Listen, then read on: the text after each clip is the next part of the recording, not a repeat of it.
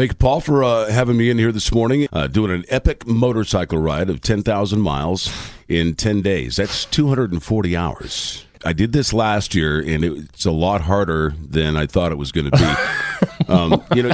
When I set out to do this, I'd read an article about the fact that 630 World War II veterans die every single day. And I just thought that was a staggering number. You know, today, 630 World War II veterans will pass away. So what can I do to raise some money for Honor Flight? And if people aren't familiar, Honor Flight is a national network of hubs across all the states, and they send veterans to Washington, D.C. to go see the memorials and monuments that are built in their honor. Mm-hmm. I set out to do what's called the 10/10s. So I thought, hey, I'll get people to sponsor me at $1 a mile. Yep. And the goal was $10,000 last year for 10,000 miles. And when it was all said and done, raised about $35,000, which sent 35 veterans on the last September Honor Flight. But the goal this year is $50,000. A lot of people are doing it just to say thanks to the vets. A lot of people are veterans themselves. The ride leaves June 4.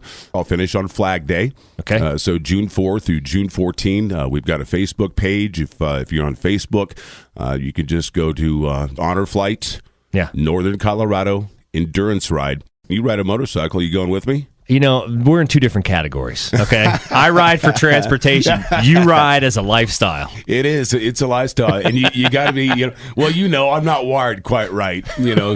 Dude, when I get to 250 miles, I'm in pain. Listen, last year, man, I was in 3 countries.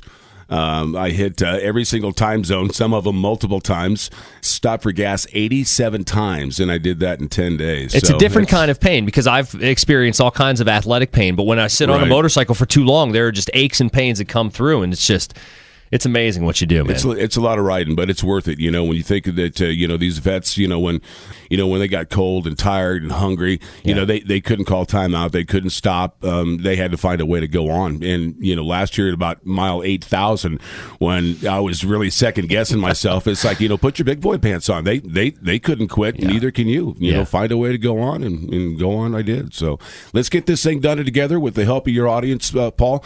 Maybe we could raise several $1,000s here today. You're going to give the information on how to do it, and together we can get this done this year. Nice, Charlie. Thanks a lot.